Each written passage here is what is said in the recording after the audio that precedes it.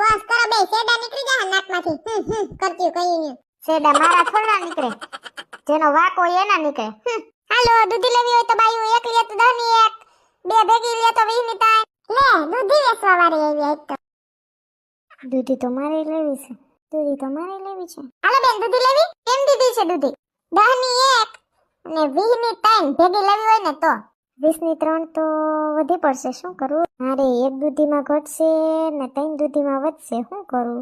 ચલપા બેન સોનલ બેન કેદી ના ભેગા નથી થયા નહીં? સાચી વાત છે બેન, આપણે કેદી ની ભેગી નથી થયું. હાલ દૂધી લેવી તારે? મારે 1.5 દૂધી લેવી. મારે એમ જ છે એક દૂધી માથે નાનું અડધું કટકું 3 દૂધીમાં તો વધી પડે.